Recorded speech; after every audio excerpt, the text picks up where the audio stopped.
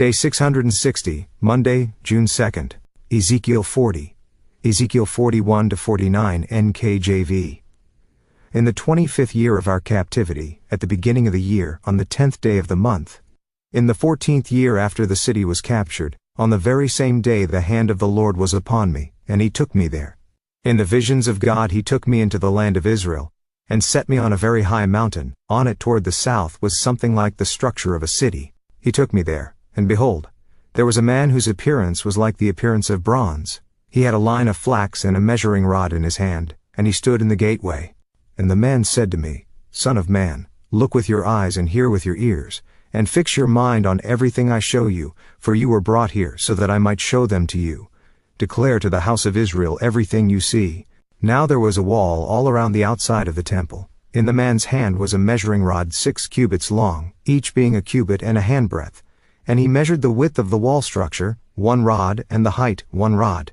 Then he went to the gateway which faced east, and he went up its stairs and measured the threshold of the gateway, which was 1 rod wide, and the other threshold was 1 rod wide.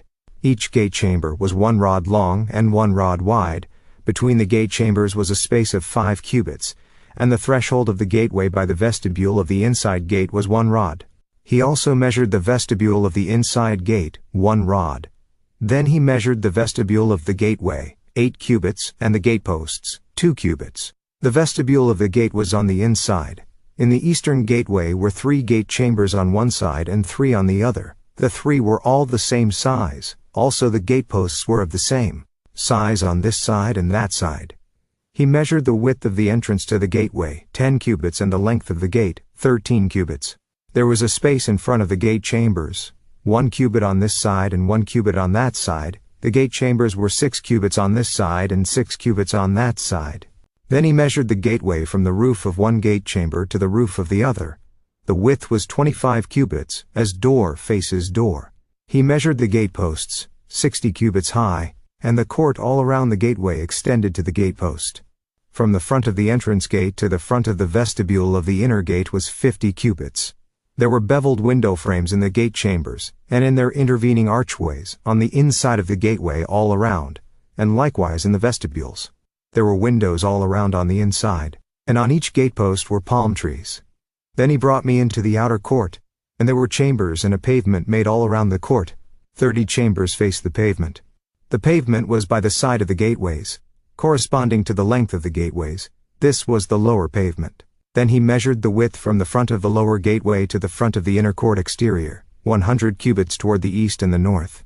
On the outer court was also a gateway facing north, and he measured its length and its width. Its gate chambers, 3 on this side and 3 on that side, its gateposts and its archways, had the same measurements as the first gate. Its length was 50 cubits, and its width 25 cubits. Its windows and those of its archways, and also its palm trees, had the same measurements as the gateway facing east.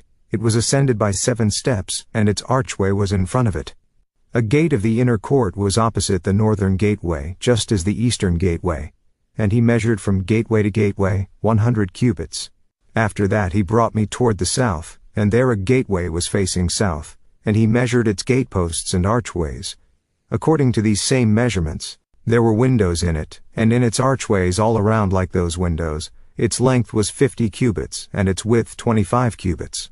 7 steps led up to it, and its archway was in front of them, and it had palm trees on its gateposts, 1 on this side and 1 on that side.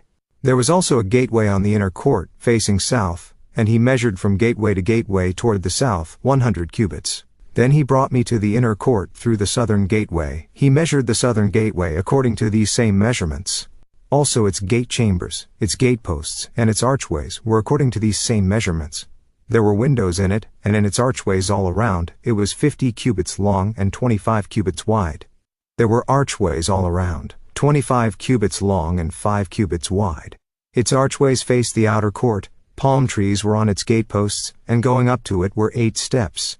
And he brought me into the inner court facing east. He measured the gateway according to these same measurements. Also its gate chambers, its gateposts, and its archways were according to these same measurements. And there were windows in it and in its archways all around. It was 50 cubits long and 25 cubits wide. Its archways faced the outer court, and palm trees were on its gateposts on this side and on that side, and going up to it were 8 steps. Then he brought me to the north gateway, and measured it according to these same measurements. Also its gate chambers, its gateposts, and its archways. It had windows all around. Its length was 50 cubits and its width 25 cubits. Its gateposts faced the outer court. Palm trees were on its gateposts on this side and on that side, and going up to it were 8 steps. There was a chamber and its entrance by the gateposts of the gateway, where they washed the burnt offering. In the vestibule of the gateway were 2 tables on this side, and 2 tables on that side, on which to slay the burnt offering, the sin offering, and the trespass offering. At the outer side of the vestibule, as one goes up to the entrance of the northern gateway, were 2 tables, and on the other side of the vestibule of the gateway were 2 tables. 4 tables were on this side and 4 tables on that side, by the side of the gateway. 8 tables on which they slaughtered the sacrifices. There were also 4 tables of hewn stone for the burnt offering, 1 cubit and a half long, 1 cubit and a half wide, and 1 cubit high. On these they laid the instruments with which they slaughtered the burnt offering and the sacrifice. Inside were hooks, a handbreadth wide, fastened all around, and the flesh of the sacrifices was on the tables. Outside the inner gate were the chambers for the singers in the inner court, one facing south at the side of the northern gateway, and the other facing north at the side of the southern gateway. Then he said to me, "This chamber which faces south is for the priests who have charge of the temple. The chamber which faces north is for the priests who have charge of the altar.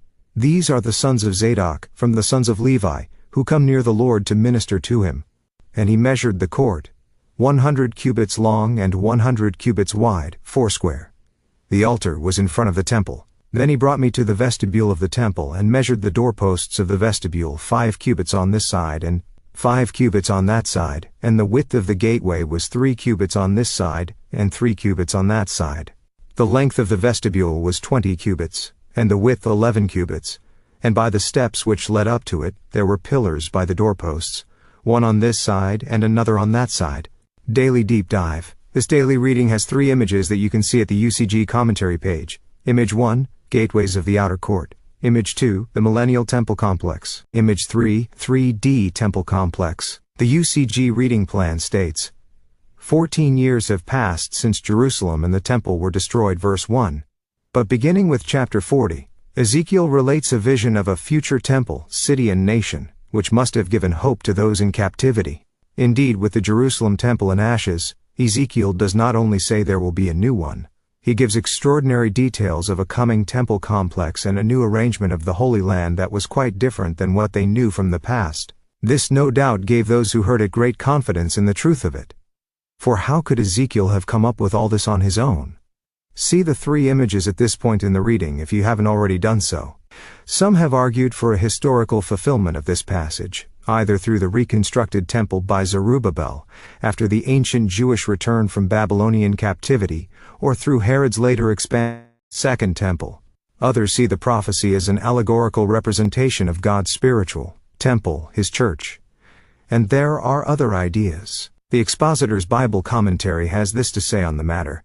These chapters have been interpreted as referring to Solomon's temple, the temple of Zerubbabel, either real or proposed, Herod's temple, or a future temple in the millennium or in the eternal state. Some, having difficulty understanding the passage when taken literally, interpret the section allegorically as teaching about the church and its earthly blessings and glories, while others understand the passage to symbolize the reality of the heavenly temple where Christ ministers today.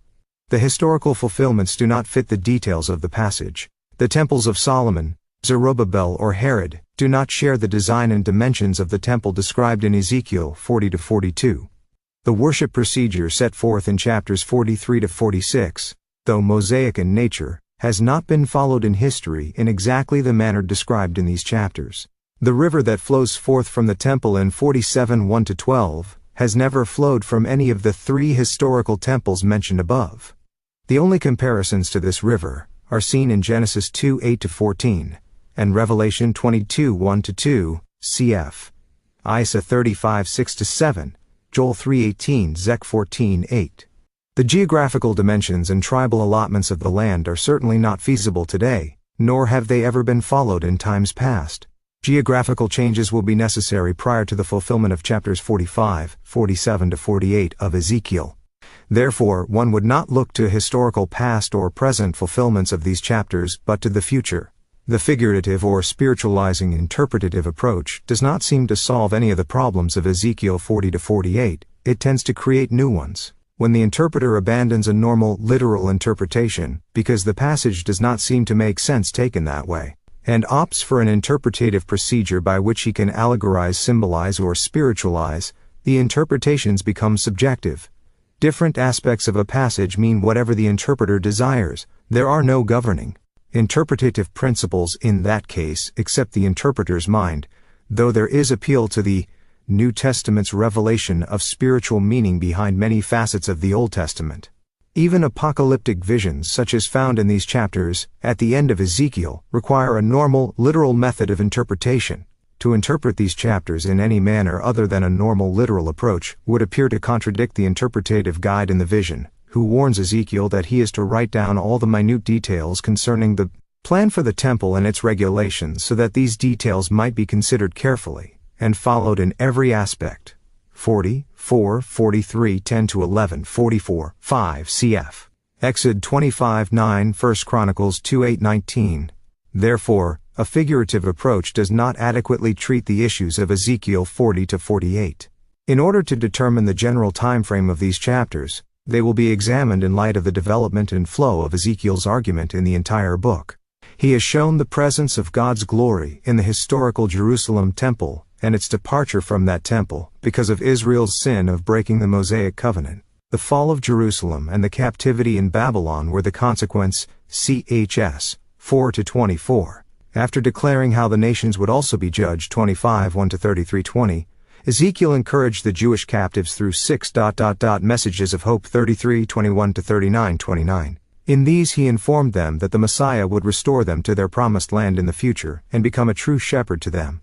They would be cleansed, and all their covenants would be fulfilled. Even in the end times, after the land prospers and Israel dwells securely in it, some will try to take the promised land away from Israel and profane the Lord's name, but the Lord will not permit it. Ches. 38-39. It would seem logical, therefore, that Ezekiel would conclude the logical and chronological development of his prophecy by describing the Messianic kingdom and the return of God's glory to govern his people. Ches. 40-48, rather than suddenly reverting back to some historical period, whether immediately following the captivity or during Herod's temple, or to describe an idealistic temple. Ezekiel appears to have been contrasting the past and contemporary desecration of the temple and its regulations with the future holiness and righteousness of the temple and its functions. Ezekiel also used this format in chapters 33-39. The correct fixture procedure would bring shame and conviction on Ezekiel's contemporaries, 43, 6:12, 44, 5:16, 45, 9:12. This would again point to a future fulfillment of these chapters. God's glory is a most important feature of Ezekiel's prophecy. The return of God's glory to the new temple in 43:1-12 is the climax of the book. The context implies that this could only occur after Israel has been restored to her promised land and cleansed. The stress is on holiness. Holiness had not characterized Israel as a people heretofore, and according to Ezekiel 36, Israel would not be a holy people in accord with God's standard till after they had been restored to the promised land and cleansed in the Messianic age. When God's glory returns, it will remain in Israel's midst forever. 43:6-7. The development of this unifying factor in Ezekiel's prophecy would argue strongly for a future fulfillment of chapters 40-48. Finally, the entire context and argument of the scriptures concerning God's outworking of his redemptive plan in history would seem to place these chapters and the aspects mentioned above in the time of the consummation of all history. This is perhaps best seen in the river of life that flows from the temple to bring healing to the land 47:1-12. This concept is first seen in Genesis 2:8-14 in the Garden of Eden, the perfect environment of God's holiness. With sin, this garden and its river were removed. When God concludes his redemptive program and brings full salvation to mankind with eternal life through the passion of Jesus Christ his Son, it is most appropriate that the river of eternal life would again flow to demonstrate full healing on the earth. This conclusion to the full circle of God's redemptive program is also shown in Revelation 22:1-6 in God's description of the eternal state. Such is also conveyed by other Old Testament prophets, cf. Isa 35:5-6, Joel 3:18, Zech 14:8. Therefore, the context and argument of the book of Ezekiel, as well as the development of God's redemptive program, argue strongly for a future fulfillment of the events of Ezekiel 40-48 in the End Times introductory notes on chapters 40-48. Expositors next takes up the issue of whether the vision is of the 1,000-year reign of Christ, the millennium, or the eternal state beyond it. As it explains, the obvious differences between the descriptions in Ezekiel and those of the New Jerusalem in Revelation 20:1-22 make it clear that Ezekiel's vision is of Jerusalem and the promised land during the millennium. Many have great difficulty with the concept of a sacrificial system being reinstituted in the future. The book of Hebrews explains regarding the Old Testament system that in those sacrifices there is only a reminder of sins every year. For it is not possible that the blood of bulls and goats could take away sins. 10:4. Rather, Jesus Christ has once appeared to put away sins by the sacrifice of himself, and we have been sacrificed through the offering of the body of Jesus Christ once for all. 9:26-10:10. Israel's ritual system, we are told, was symbolic for the present time. Imposed until the time of Reformation. 9, meaning the church age. This is why many try to interpret these chapters at the end of Ezekiel allegorically. Expositors notes the writer of Hebrews goes on to say that where sins have been forgiven, there is no longer any sacrifice for sin. Understood in the context of Hebrews described above, there is no longer the need for the picture lessons and reminders now that the reality of Christ's efficacious blood sacrifice has been offered once and for all. No other efficacious sacrifice could be offered, because only Christ's sacrifice of himself is efficacious. However, the writer of Hebrews does not declare that pictorial sacrifices and festivals absolutely can no longer be observed as reminders and picture lessons of what Christ did after his singularly efficacious sacrifice has been completed. Since the sacrifices and festivals in the Old Testament system were only pictures, they could never conflict with the sacrifice of the Messiah. They never were and never could be efficacious. Likewise, the sacrifices in the millennial system described by Ezekiel are only picture lessons and reminders of the sin of man, and of the only efficacious sacrifice for sin once and for all made by Christ.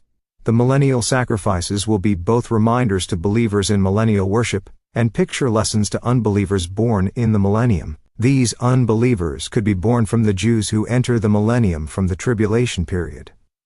On the basis of the Old Testament role of the sacrifices and the argument of the writer of Hebrews, it does not appear that the pictorial sacrifices of the Mosaic system nor the memorial sacrifices of the millennial worship conflict with the finished and complete work of Jesus' sacrifice for all sins once and for all on the cross. Consequently, the sacrifices in the millennial sacrificial system of Ezekiel appear to be only memorials of Christ's finished work and pictorial reminders that mankind by nature is sinful and in need of redemption from sin. Not only is this view substantiated by comparison with the Mosaic covenant in which the sacrifices were picture lessons and types, but it is also confirmed by the writer of Hebrews as observed above, emphasis added. Today, Christians can and should gain a great deal of insight into the reconciling and saving work of Jesus Christ through studying the Old Testament tabernacle and temple and its sacrificial system. Yet that insight is certainly limited by having to construct in mental pictures, based on complex and detailed passages, what it was like. Just imagine the establishment of a living, functioning model at the world's capital. What a wonderful teaching tool this will provide for the Israelites living in the Promised Land and, as there will likely still be mass communications at that time, for all mankind. The millennial temple complex. Ezekiel's vision was received on the 10th day of the first month. If it is correct to designate the month as Nisan, the first month on the religious calendar, then this apocalyptic vision would have been received on the 10th day of Nisan, the very day the people may have begun to prepare for the Passover 4 days later. Whether they actually observed the Passover or not in exile, surely they would be contemplating Israel's redemption out of Egypt and the creation of their nation. This vision, then, would be an encouragement that the Lord would complete his purposes for the nation in the Messianic kingdom. Expositor's Bible Commentary, note on verse 1-4. We then get into the specifics of what Ezekiel saw. The details often make the reading of this section tedious and incomprehensible. Also, there is a great deal of dispute about what all of the measurements are, and what they refer to. Nevertheless, with the information provided here and historical details we have of the past Jerusalem temples, we can get a good idea of what the magnificent temple to be built at the return of Jesus Christ will probably look like. Ezekiel is first taken to a very high mountain, verse 2, perhaps signifying the nation of Israel in a figurative sense, as it will be the chief nation of the millennium. It could also represent the kingdom of God, the ultimate peak of which will be the heavenly mount of the congregation in the farthest sides of the north. Isaiah 14:13. For despite the fact that Jesus Christ will rule from the earthly Jerusalem over all nations, heaven will, during the millennium, remain the seat of God the Father, and thus the pinnacle of the kingdom. In any case, the prophet is able to see on the southern part of this mountain what appears to him to be something like a city. Indeed, when we reconstruct the temple complex according to the measurements given, this is just what it looks like.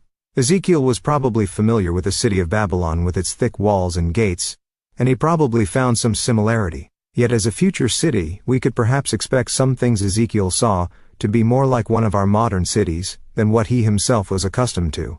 The complex of buildings occupies a square, 500 cubits on each side, covering about 25 acres. Carefully arranged within the complex are variously sized open courtyards surrounded by buildings, many of which are several stories tall. A number of towers can be seen, see Psalm 48:13.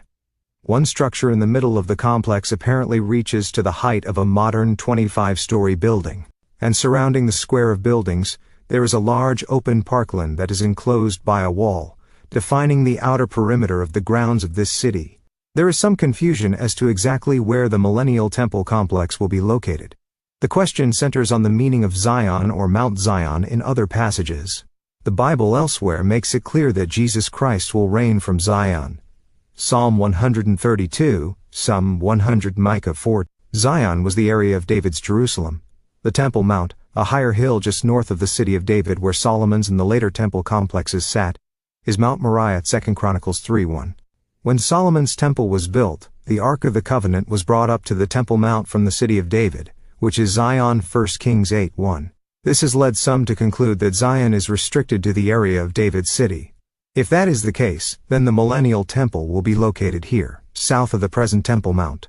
This southern area, however, is a rather narrow hilltop with higher hills surrounding it, so the topography of the area would have to be drastically altered.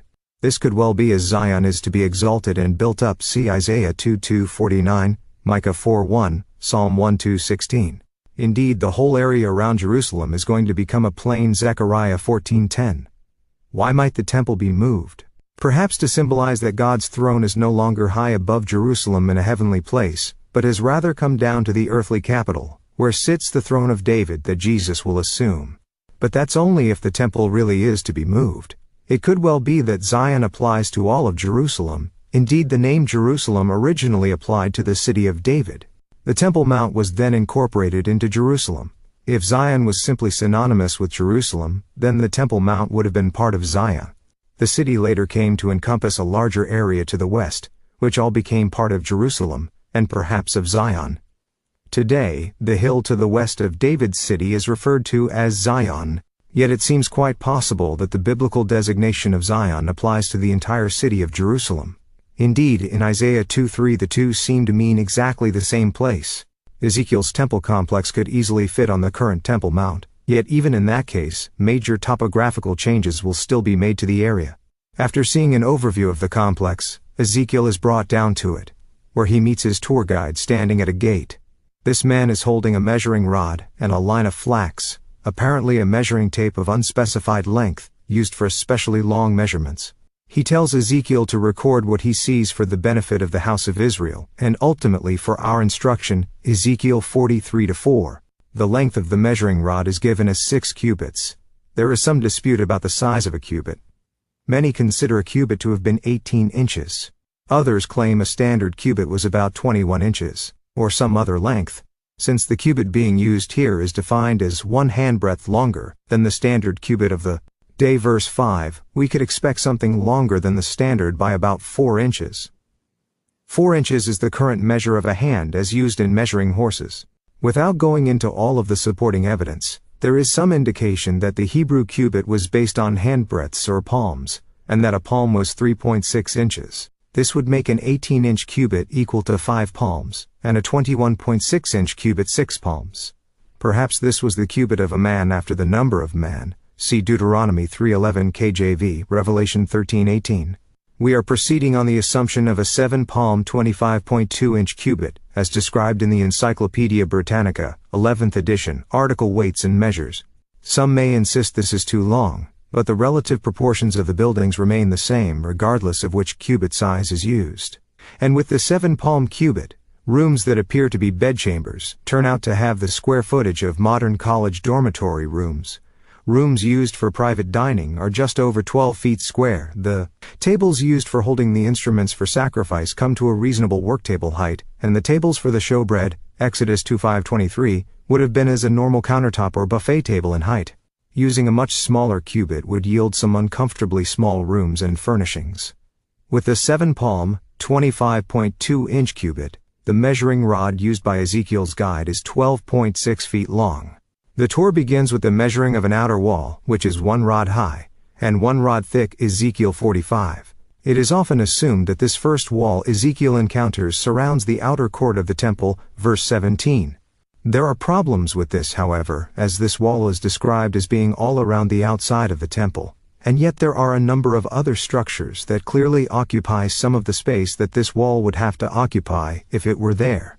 While it could perhaps be an outer building wall in places, discrepancies in building height and other features make even this resolution awkward. And in verse 6 it says they went to the east gate and went up the stairs, giving the impression of approaching it, after measuring this wall. This seems to imply that the 6-cubit wall was behind them, outside of the gate they were approaching. And indeed, as described in chapter 42, there is a freestanding wall much further out to enclose an open parkland around the temple complex. Perhaps it was in one of the gates of this outer park wall that the man with the measuring instruments was standing to greet Ezekiel and show him through this city of the future. In any case, they entered the eastern gate of the building complex after climbing some steps. The actual number of steps for the eastern gate is not given, but the northern and southern gates each have 7 steps, 40, 22, 26. The eastern gate may have the same number, or there may be more, considering that the eastern side of the temple complex may sit above a steeper slope than the other sides. There is a valley, the Kidron Valley, running just below the east side of both the current Temple Mount and the City of David. So there could well be a need for additional steps. Next we are given the dimensions of the gates. Each gateway comprises a narrow 50-cubit long 105-foot passageway through a large building complex. In the middle of the gateway is a small open-air courtyard 25 cubits wide, verse 13, and at least as long with. These rooms may at times be used as dining rooms for leaders, as alluded to in Ezekiel 44:3, and they may also be used by the priests as counseling rooms for judging private disputes. See Deuteronomy 16:18, 17:8-9, Ezekiel 4:4-24. The thresholds at the outer entrance of the gateway corridor are fairly narrow, only 12.6 feet wide, symbolically picturing the constricted nature of the gate into the kingdom of God, Matthew 7:14. The entrance gates will be attended by gatekeepers. As in former days, 1 Chronicles 9:22-24, 2 Chronicles 23:19, Ezekiel 4:11, who will have the responsibility of restricting entrance into the main courtyards of the temple to those who fit the scriptural requirements of being clean, both spiritually and physically, circumcised in mind and body, see 44:9-23. Other details about these gates are given, but the exact application of each measurement is not always clear. The accompanying diagram provides the basic outline and one interpretation of Ezekiel's description. Controversy especially surrounds the height of these gates.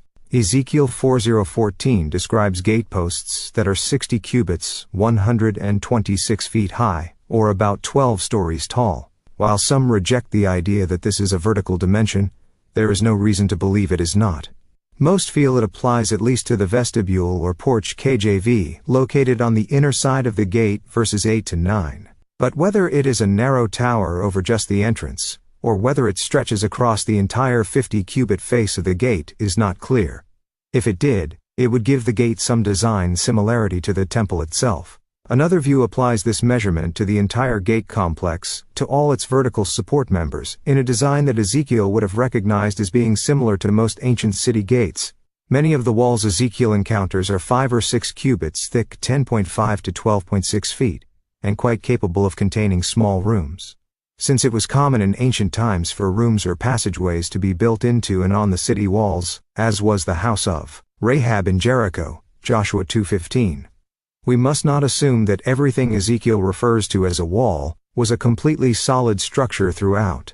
While these walls could be primarily for insulation, one could also speculate on what functional use might be made of this space, including perhaps closets, restrooms, utility rooms, and considering the height of some of these buildings, even elevators and stairwells. Passing through the eastern gate, Ezekiel and his guide enter the outer court, move on to the northern gate, and then to the southern gate, which are said to all be of the same design. The outer court is 100 cubits wide, 210 feet, between the outer and inner gates, Ezekiel 40:19, 23, 27. And in the area adjacent to the outer gates are 30 chambers, perhaps 5 chambers on each side of the 3 gates, each of them located in the center of their respective 500-cubit span. In front of these chambers is a pavement or walkway to provide access to them, verses 17 to 18.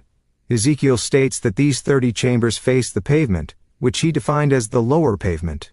This may mean he was giving only the number of chambers on the ground floor. As we will see, certain other chamber-bearing structures have at least 3 stories, and there is reason to believe these outer court buildings are multi-level structures as well. For example, Ezekiel 42:6 describes a 3-story building which did not need pillars like the pillars of the courts, because it was built with a terrace design so that upper floors could have front patios built on the rooftops of the lower floors. This implies that there were pillars in the courts being used as the structural means of supporting multi-level patios or walkway pavements. The inner gates and court from the outer south gate, Ezekiel is brought across the outer court to the inner south gate. These inner gates are basically mirror images of the outer gates, so that the vestibules or archways of the outer gates, verses 31, 34, 37, apparently the main entryways of each gate, face the corresponding archways of the inner gates. One difference is that there are 8 steps leading up to the inner gates, instead of 7, verse 31. After going through and measuring the inner south gate, they move on to the east inner gate, and then the north inner gate, all mirror images of the outer gates, and directly across from them. At the north gate, Ezekiel sees several items directly related to the offering of sacrifices, including tables and utensils, and the entrance to a room for washing the meat for the burnt offering, verses 38 to 43, Leviticus 1:9-13. In Solomon's time, the burnt offerings were washed using elaborate open-air lavers water tanks situated in the inner courtyard around the temple. Ezekiel describes no such lavers in the millennial temple, nor any lavers for the priests to wash themselves in, as used at the tabernacle, Exodus 30:18-21, nor any cast bronze. See the 21-foot diameter water tank that Solomon had set up at the southeast corner of the temple for the priest's washing. See 2 Chronicles 4:2-6-10. Since Ezekiel describes an indoor facility northeast of the temple for the washing of the burnt offerings, we might expect to find additional space there, and especially in the parallel location southeast of the temple, with washrooms for the priests. And we might also expect that all of these rooms will be fully equipped with modern indoor plumbing. After touring the north inner court gate, Ezekiel is shown rooms for the priests, now limited to the sons of Zadok. See Ezekiel 4:0. 46, 44, 15-31, apparently on the east side of the north and south gates, facing each other. They are described as chambers for the singers, 40, 44-46, so they are likely to be used as rehearsal rooms for priests who will undoubtedly once again be employed in that work, making music in praise to God and doing other temple and altar work day and night in rotating shifts throughout the year. 1 Chronicles 9:25-33. These gates and rooms surround a 100-cubit square courtyard located in front of the temple sanctuary. This inner courtyard is in the center of the entire temple complex, with the altar of burnt offering, Ezekiel 4:47, as the focal point in the very middle of everything. With the last 2 verses 48-49, Ezekiel completes his counterclockwise tour of the inner court by arriving at the vestibule porch of the temple itself, on the west side of the courtyard. 2 pillars are briefly mentioned in verse 49, probably identical to the ancient temple pillars described in some detail in 1 Kings 7:15-22 and 2 Chronicles 3:15-17. Comparing the design of the pillars of the Temple of Solomon with extra-biblical records about similar pillars in the court of the Second Temple, We can surmise that they may have been used as enormous torches, oil lamps on a grand scale. The Herodian temple had 4 such courtyard lamps. End.